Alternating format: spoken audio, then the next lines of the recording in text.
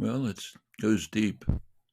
A large part of the conflict goes back to the decision of the United States, first by George W. Bush, 2008, then reaffirmed by Obama, to invite Ukraine to enter NATO.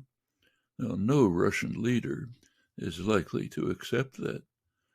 Ukraine is far too great geostrategic significance and also historical significance and cultural significance to Russia for Russian leaders, Putin or anyone else, to accept incorporation of Ukraine within a hostile military alliance.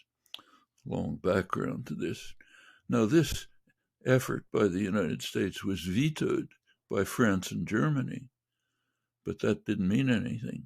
The United States proceeds with it. Now, there is an agreement, the Minsk II agreement. It's France, Germany, Russia, and Ukraine.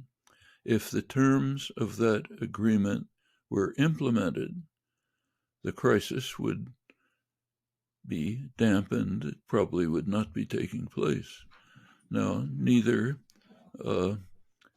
Ukraine nor Donbass, the Russian region, have implemented the agreement. The United States has not pressed Ukraine to implement the agreement.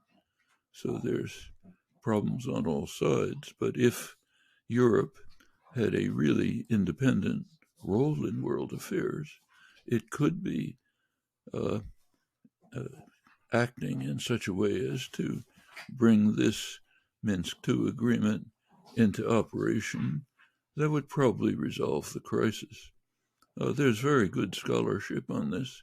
One of the main scholars of the region, Anatol Yevin, has just written several articles about it, pointing out in detail how implementation of Minsk II could very likely resolve the crisis. Of course, that would mean withdrawal of the U.S. call for Ukraine to join NATO. It would mean that Ukraine would have sort of Austrian-style neutrality, the kind that Austria had right through the Cold War, not part of any military alliance. It would mean that there'd be some kind of federation in Ukraine, which would provide degree of autonomy to the Donbass region, demilitarization, a couple of other conditions. All of this is quite feasible, and it's very likely that it would simply end the crisis. It's not what's happening. The United States, under strong internal pressure from right-wing and also centrist opinion, is moving towards intensifying the crisis. So is Putin, by putting troops surrounding Ukraine, 100,000 of them. So it's as Yevin himself says, this is the most dangerous crisis in the world right now, and also the most easily settled. It's both. Now, this goes back much farther to the question of the means by which NATO was expanded. You go back to the collapse of the Soviet Union. There were several conceptions of how the Eurasia region should be organized. One of them, which was advanced by Mikhail Gorbachev and by Germany, Hans Dietrich Genscher, the German foreign minister, both of them proposed a kind of a Eurasian security system with no military blocs. Okay, so Lisbon to Vladivostok, singles region, no military blocs. Well, that was rejected by the United States. It was actually supported by Germany. A core part of this was unification of Germany, which the Germans, of course, wanted. And the question was how this could take place. Remember, for Russia, unification of Germany is not a trivial matter. Germany alone had virtually destroyed Russia several times during the past century. So for Russia to agree, as Gorbachev did, to agree to allowing Germany to be unified within NATO, hostile military alliance, was quite a concession. But there was a condition. Condition was that NATO would not expand to the east. The phrase that was used was not 1 inch to the east. That meant East Germany. Nobody was contemplating broader expansion, at least in public. Maybe privately they were. NATO did advance to East Germany under Bush, and under Clinton, it moved all the way to the Russian border. Baltic states, other states, Balkan states.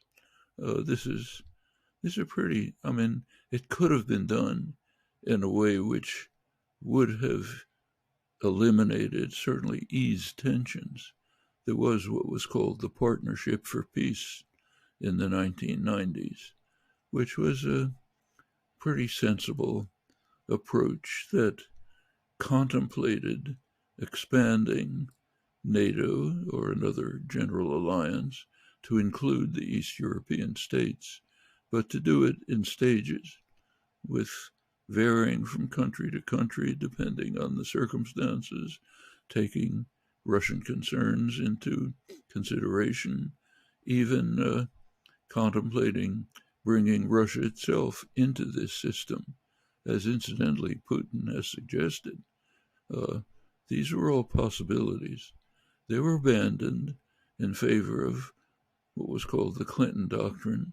Let's just expand militarily right to the border of Russia, militarizing, bringing them into NATO, weapon systems that are called defensive, but of course threaten Russia.